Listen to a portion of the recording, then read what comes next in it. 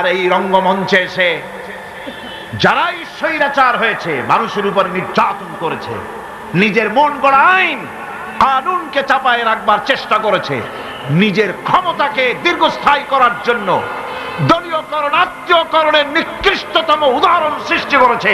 আল্লাহ রাব্বুল আলামিন গজব দিয়ে তাদেরকে বিদায়। তোমরা ভয় পেও না।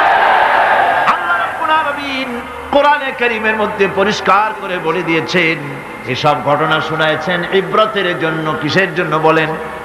ইবরতের জন্য। আমরা তো ইবরত বুঝি না, আমরা উপদেশ বুঝি না, শুধু ফুর্তি করি। जगह जी लगाने के लिए ये दुनिया नहीं है, जगह जी लगाने के लिए ये दुनिया नहीं है, ये इबरत की जा है तमाशा नहीं है। এই পৃথিবী তো খেল তামাশা করার জায়গা না, এই পৃথিবী তাস খেলা জুয়া খেলার জায়গা না, এটা উপদেশ গ্রহণ করার জায়গা। উপদেশ দেখো, শেখো, উপদেশ গ্রহণ করো। হযরতে মুসা আলাইহিস সালামের কথা আল্লাহ শুনাইলেন। এই কোরআন শরীফের ভিতরে এক জায়গায় দুই জায়গায় নয়, অসংখ্য জায়গায় মুসা আলাইহিস সালামের কথা আল্লাহ বলেছেন, ঠিক কিনা? ইব্রাহিম আলাইহিস সালামের কথা বলেছেন, ঠিক কিনা? মুসা আলাইহিস সালামের কথা আল্লাহ পাক শুনাই দিলেন। ফেরাউন তার পিছনে লেগে গেল। মুসা আলাইহিস সালামের অপরাধটা কি? অপরাধ হলো তিনি বলেছিলেন লা ইলাহা ইল্লাল্লাহ। জোরে বলেন লা ইলাহা ইল্লাল্লাহ। আরো জোরে লা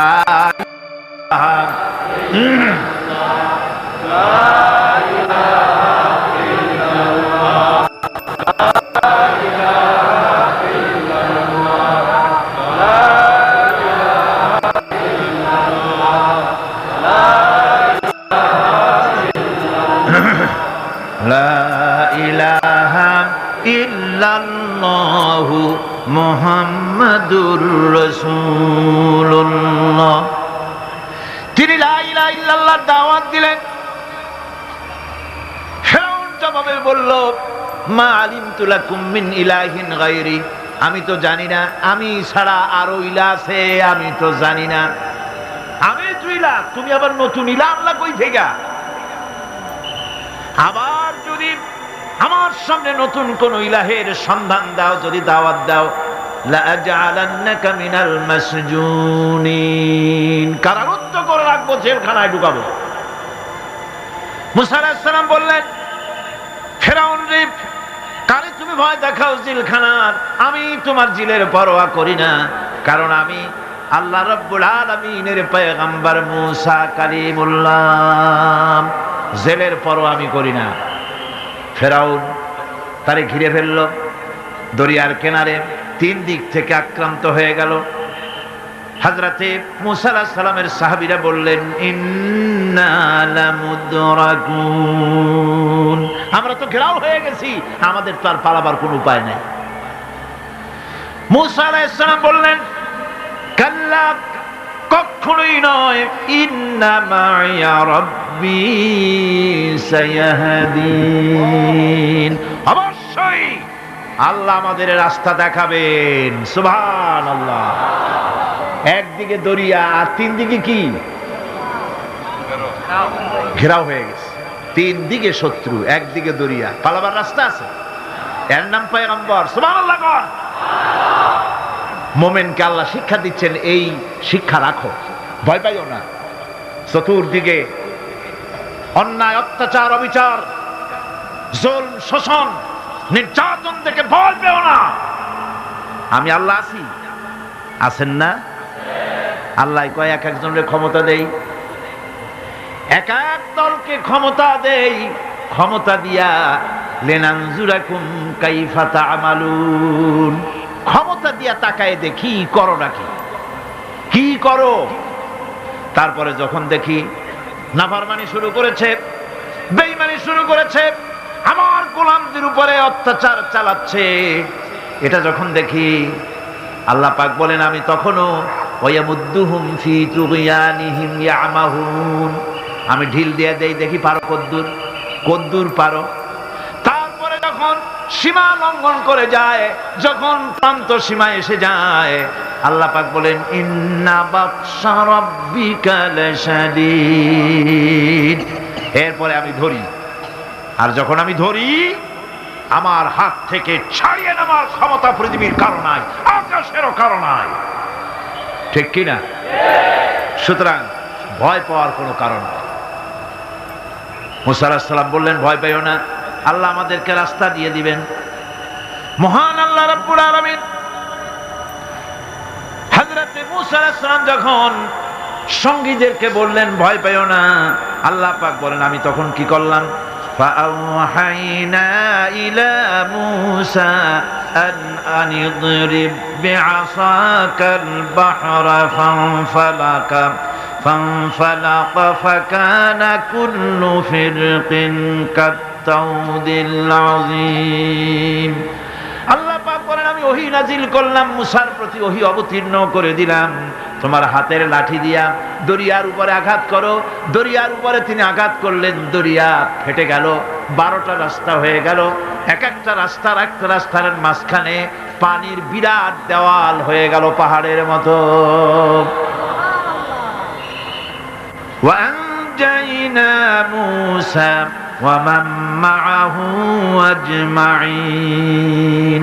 এরপরে আমি মুসা আলাইহিস সালামকে এবং তার সাথী সঙ্গীদেরকে নাজাত দিয়া দিলাম, আর তার ফেরাউনের দলবলকে ডুবাইয়া শেষ করে দিলাম। ফেরাউন তার দলবল নিয়ে পানির মধ্যে যখন এলো, দেখলো রাস্তা, পানির মধ্যে রাস্তা। মুসা আলাইহিস সালামকে ধরার জন্য পূর্ণ উদ্যম এবং উৎসাহ নিয়ে দরিয়ার ভেতরে ঝাঁপিয়ে পড়লো, রাস্তা দিয়ে এগোতে লাগলো। মাঝখানে যখন এলো, আল্লাহ পাক বললেন কুন। আল্লাহ তো সুইচ টেপা লাগে না, কি কর? নৌবাহিনী তো টাকা লাগে না, সেনাবাহিনী কোথায় আছে খোঁজ নেওয়া লাগে না। যখনই কিছু ইচ্ছা করেন শুধু বলেন কুন ফায়াকুন, যখন বলেন হ্যাঁ হয়ে যায়। যখন সমুদ্রের দিকে তাকায় বলেন কুন, সঙ্গে সঙ্গে সমুদ্র 30 ফিট পানি উঁচা হয়ে যায়। বাতাসের দিকে তাকায় যখন বলেন কুন, 280 মাইল স্পিডে প্রবাহিত হয়ে যায়। যখন মাটির দিকে তাকায় বলেন কুন, সঙ্গে সঙ্গে 5 তলা বিল্ডিং মাটির নিচে চলে যায়। যায় কিনা?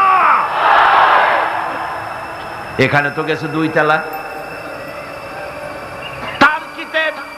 ইরানে, আমেরিকা, মেক্সিকোতে পৃথিবীর বিভিন্ন ভূমিকম্পের জোন যেগুলি আছে, এরিয়া আছে, এ সমস্ত বিশাল বিশাল বিল্ডিং গুলি ধুলার মতো করে আল্লাহ রব্বুল আলামিন কালইহনিল মানফুস, বাতাসের মতো করে, তুলার মতো করে উড়ায় দেন। সুবহানাল্লাহ।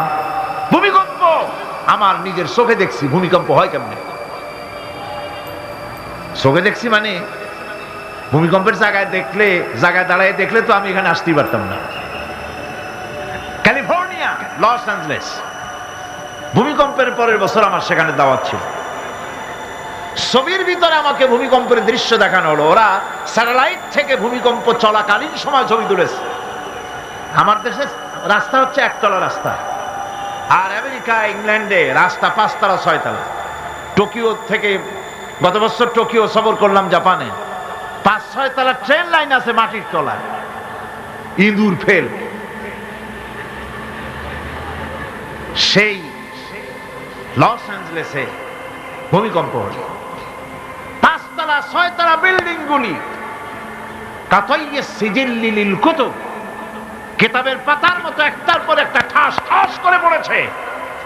মেয়ে লোকেরা যেমন ডিম মামলেট করে, এই রকমের গাড়ি গাড়ি শুদ্ধা রাস্তাগুলির পেঁচাইয়া মামলেট বানাই দিয়েছে।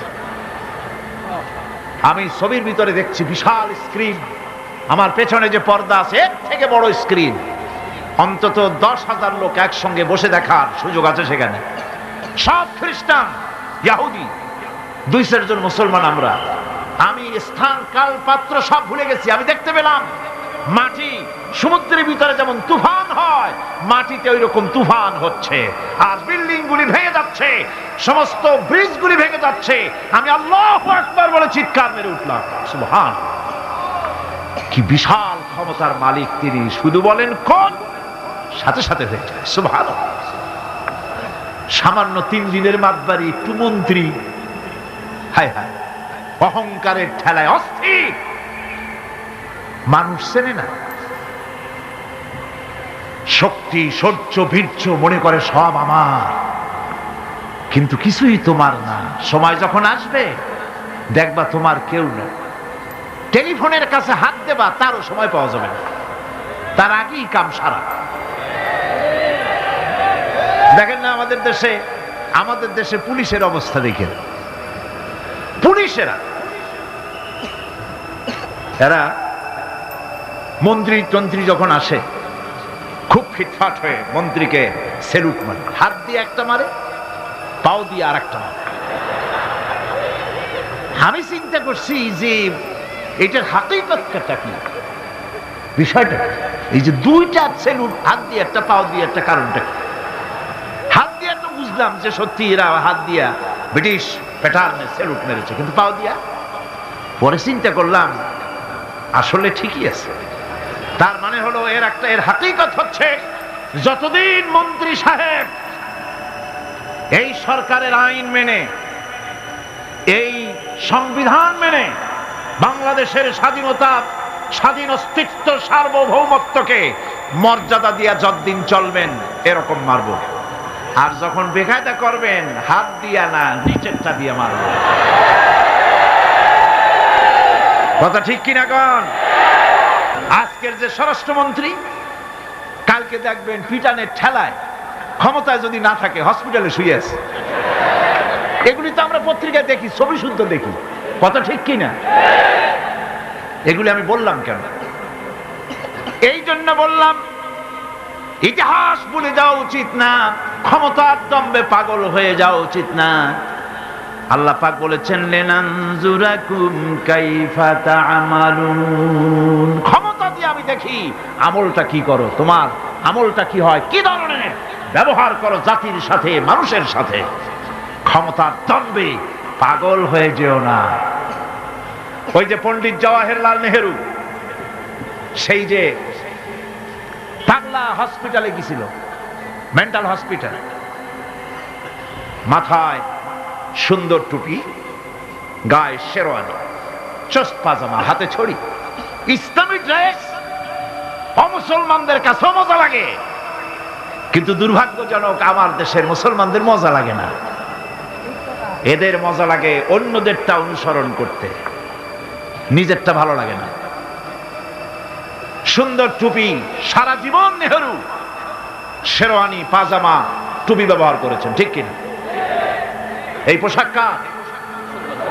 নেহরুর বাপের, মুসলমান। আজ মুসলমানদের এই ড্রেসকে বাংলাদেশের টেলিভিশনে অমর্যাদা করা হচ্ছে।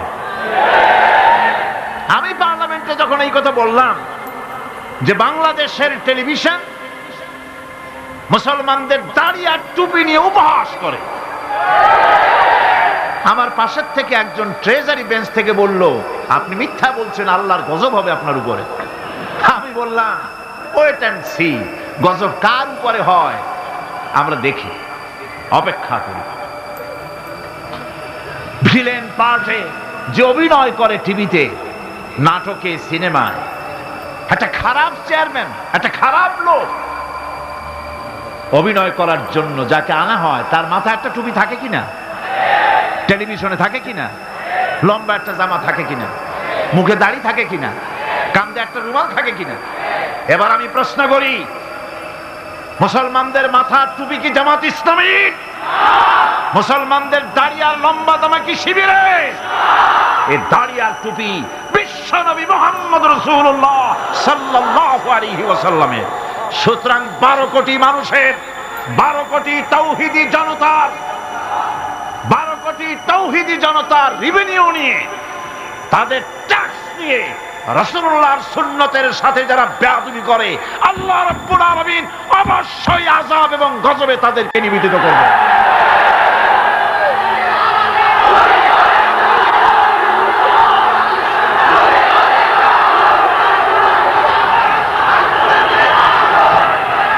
আমার বন্ধুগণ, পণ্ডিত নেহেরু হসপিটালে গিয়েছেন, পাগলেরা জিজ্ঞেস করছে, এত সুন্দর কেতাদুরুস্ত লোক তো দেখেনি, তুমি কে গো? উনি বললেন, আমারে ঠিক পাও নাই, আমি ভারতের প্রধানমন্ত্রী পণ্ডিত জওয়াহরলাল নেহেরু। এক পাগল অনেক সময় আপাদমস্তক নিরীক্ষণ করে দেখে বলছেন, ও সেই কথা, তা ঠিক আছে, আমরাও যখন এখানে এসেছিলাম তোমার মতো এরকম লম্বা লম্বা কথা আমরাও বলতাম, থাকো আমাদের কাছে কিছুদিন, তোমার মাথাটাও ঠান্ডা হয়ে যাবে। সুতরাং দুনিয়ার এই রঙ্গমঞ্চে এসে যারাই স্বৈরাচার হয়েছে, মানুষের উপর নির্যাতন করেছে, নিজের মন গড়া আইন কানুনকে চাপায় রাখবার চেষ্টা করেছে, নিজের ক্ষমতাকে দীর্ঘস্থায়ী করার জন্য দলীয়করণ আত্মীয়করণের নিকৃষ্টতম উদাহরণ সৃষ্টি করেছে, আল্লাহ রাব্বুল আলামিন গজব দিয়ে তাদেরকে বিদায় করেছে। সুতরাং এই পৃথিবীর রঙ্গমঞ্চ, এইখানে আল্লাহ পাক কোন জালিমকে বরদাস্ত করেন নাই, ঠিক কিনা কন? আল্লাহ রাব্বুল আলামিন তাই ঈমানে সমৃদ্ধ লোকদেরকে রব্বুল আলামিন তাদেরকে শুনান, ভয় পায় না। এ ধরনের জুলুম করেছিল ফেরাউন, ডুবাই দিছি তারে। জুলুম করেছিল নমরুদ, নমরুদকে মারার জন্য কোন জেনারেল লাগাই নাই, একটা খোড়া কর্নেল দিয়েই শেষ করে দিছি। দিছে কিনা? একটা ঠ্যাং ভাঙ্গা মশাই শেষ করছে না? একটা ঠ্যাং ভাঙ্গা মশাই শেষ করে দিল। আবু জাহেলের গোষ্ঠী শেষ হয়ে গেল, জামাল নাসের গেল, মোস্তফা কামাল পাশা গেল, রেজা শাহ পাহলভী গেল। তাদের প্রেতাত্মা যারাই দুনিয়ায় যেই মঞ্চে আসলো আল্লাহ বিদায় করে দিলেন। কিন্তু এমনই দুর্দশা, যে যায় লঙ্কা সেই আর মানুষ হালে ফেরে না। যাওয়ার আগে খুব দোয়া করে, আল্লাহ আর একটা বার, কিন্তু গেলে আর উস থাকে না, ঠিক কিনা? আমার বন্ধু, ভয় পাওয়ার কারণ নাই। কোরআনে কারীম পরিষ্কার করে ঘোষণা করছেন, আল্লাহ রাব্বুল আলামিনের নবী তাকেও কাফির বেঈমানেরা দুনিয়া থেকে মিটাই দিতে চেয়েছে। হিজরতের রাতে হযরতে আবু বকর সিদ্দিক রাদিয়াল্লাহু তাআলা আনহুকে সঙ্গে করে নিয়ে নবীজি সর পাহাড়ে চলে গেলেন। ফজর হয়ে গেল। হযরত আবু বকর বলেন, হুজুর আর বাঁচার উপায় নাই, কাফেররা দেখে ফেলবে, এখনই পালাই, গুহার মধ্যে ঢুকি। এই গুহার ভিতরে সাপ থাকতে পারে, বিচ্ছু থাকতে পারে, আমি আগে ঢুকি, সাফ করি, যদি কোনো বিপদ হয় আমার উপর থেকে হয়ে যাক, আল্লাহর নবী বেঁচে থাকুন। গুহার ভিতরে নেমে নিজ হাতে সবকিছু সাফ করে হুজুরকে সেখানে তিনি ডাকলেন। নবীজি বললেন, আবু বকর, বড় কষ্ট করেছি, একটু বিশ্রাম করি। হযরত আবু বকর উলুর উপরে মাথা রেখে হুজুর ঘুমায় গেলেন। রাসূল করিম সাল্লাল্লাহু আলাইহি ওয়াসাল্লাম ঘুমিয়ে আছেন। কাফেররা খুঁজতে খুঁজতে এসে গেছে। হযরত আবু বকর বলেন, হুজুর বাঁচার উপায় নাই, কাফেররা গুহার দরজা পর্যন্ত এসেছে, আমরা তো ধরা পড়ে গেলাম। হুজুর বলেন, ভয় পেও না, চিন্তা করো না, ইন্নাল্লাহা মা'ানা লা তাহজান ইন্নাল্লাহা মা'ানা। কোনো চিন্তা করো না, পেরেশান হয়ো না, আমরা মাইনরিটি নই, আমরাই মেজরিটি, কারণ আল্লাহ রাব্বুল আলামিন আমাদের সাথে আছেন। কাফেররা কিচ্ছু করতে পারলো না, আল্লাহ পাক হেফাজত করলেন, আল্লাহ তাকে মদিনায় আনলেন, আল্লাহ প্রেসিডেন্ট বানাই দিলেন। সুবহানাল্লাহ, সুবহানাল্লাহ কইতে ইচ্ছে করে না? দুনিয়ায় এই ষড়যন্ত্র নতুন কিছু নয়। হযরত ইউসুফ আলাইহিস সালামকে এই কোরআন সাক্ষী, কে সাক্ষী? ইউসুফ আলাইহিস সালামকে ভাইরা ষড়যন্ত্র করে কুয়ার মধ্যে ভালাই দিল, কুয়ার ভিতরে ফেলে দিল। ওরা মনে করলো কুয়ার ভিতরে ইউসুফ আলাইহিস সালাম মরে যাবেন, আর মাথা উঁচু করে দাঁড়াইতে পারবে না।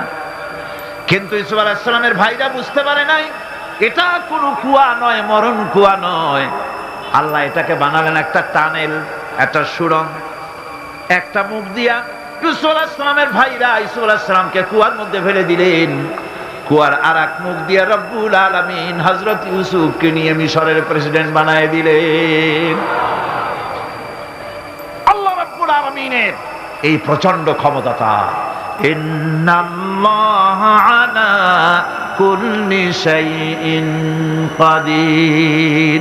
সমস্ত জিনিসের উপরে কুদরত রাখেন, ক্ষমতা রাখেন। মোমেন ব্যক্তি এসব শুনিয়া কলিজা ফুলা দেহের চাইতে কলিজা বড় হয়ে যায়। সুবহানাল্লাহ। দুনিয়ার কাউকে পরোয়া করে না, পরোয়া করে কেবলমাত্র কাকে? আল্লাহ পাককে। মাথা নত পৃথিবীর কারো কাছে করে না, মাথা নত করে কার কাছে? জোরে কোন কার কাছে?